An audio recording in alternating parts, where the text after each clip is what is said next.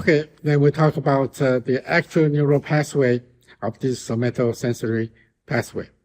There are two major ascending pathway for somatosensory.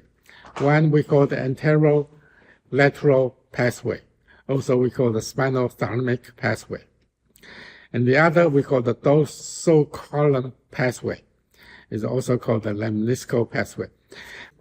So we just remember the anterolateral and dorsal horn. The anterolateral means they will go through the spinal cord at the anterior and the lateral region of the spinal cord, and they go all the way up from periphery into the spinal cord. Actually, they will go to the other side. They will cross the spinal cord, left to the right side, right to the left side of the spinal cord, and from the anterolateral column all the way to the thalamus. Usually, this pathway transmits the painful and temperature sensation. And then the other one is the dorsal column.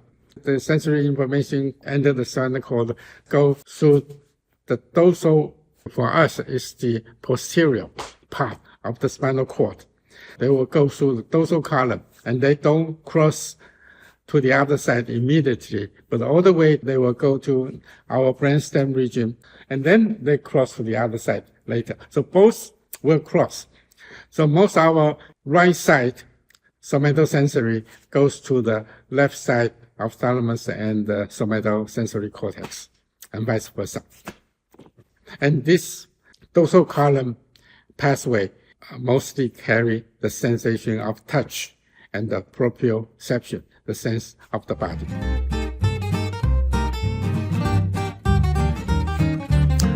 So once the somatosensory they reach, we call it the somatic sensory that's behind the central sulcus at the parietal lobe. That goes from the top all the way. Both cortex is a ring here. So it's more or less this upside down area. Sensation from our feet, our legs goes to the top of the somatosensory, and then our trunk, our hand, and then the face, and then all the other internal organs. It's more or less like an upside down location. They all have a specific projection. All our body have a specific projection. So how do we know that? It was discovered actually quite accidentally. I think in the early 20th century, people started doing some open brain surgery. They open the skull and try to do something. And most likely they will use anesthetics. But they find that our brain tissue has no pain receptor. That means the brain by itself cannot feel pain.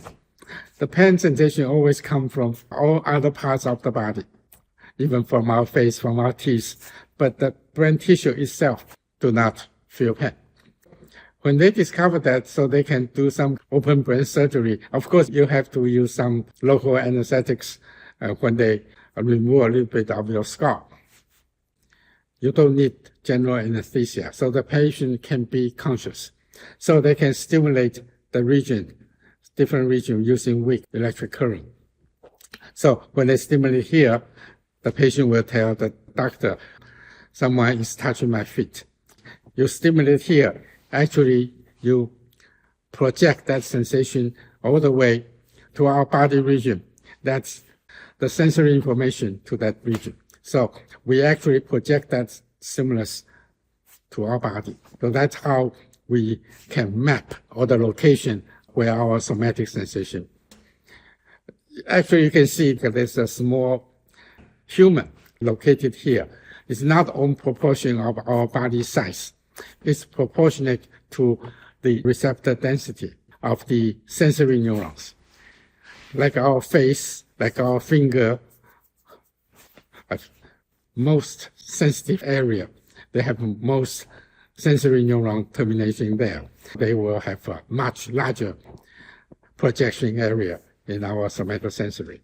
You will have a large face, large lips, And all fingers have a very large distribution in our somatosensory.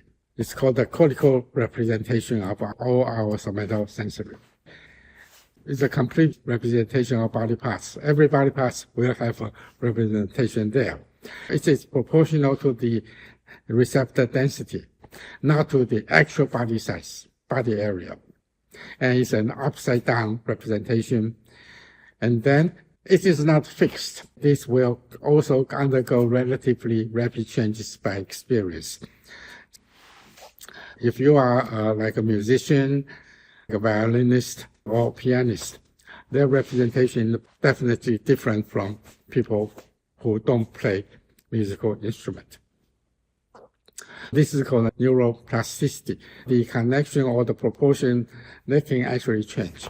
So that is why the experience, the practice, the use, they will definitely change some of the function of your brain. If you don't use it, you actually will lose that kind of function. Okay? So it's called a use or disuse. We talk about refer pain first, and then there's another also peculiar phenomenon called the phantom limb. And this is very good to illustrate the neuroplasticity of our brain presentation. Phantom limb, that means for any kind of reason, car accident or some kind of disease, they have to amputate their hand, arm, or their leg. Once this part of our extremity lost, of course, the original sensory representation in our sensory cortex will not receive any stimulation. Okay, so they will become disused. And then the adjacent area, they will try to occupy those places. Okay? But still, the representation, they were not completely lost. So some people will still feel, they still have a limb. They will sometimes feel this hand is bothering them, although they don't have a hand anymore. Although they can put the artificial one, but still, they can feel something bother them. They say their hand gives them painful sensation. This is called a phantom. They are not there, but in their mind, they still feel something there.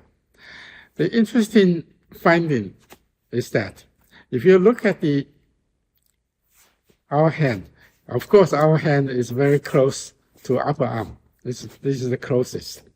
And also, this hand, the finger, is also very close to the representation of the face, if you look at the sensory representation. So the finger, the hand, with the arm and the face. When your hand got lost, and the adjacent receptive sensory field, they will try to invade there, not completely take over. What happens?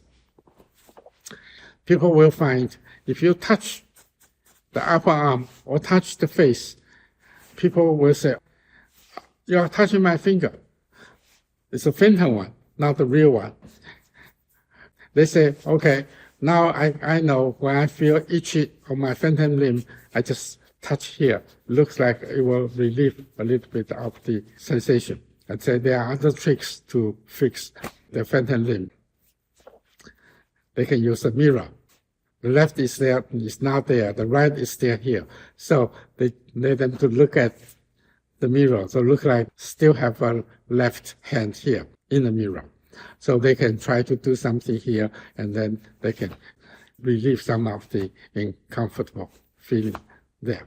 So this is called the phantom limb, and this just shows you the neuroplasticity of our brain organization.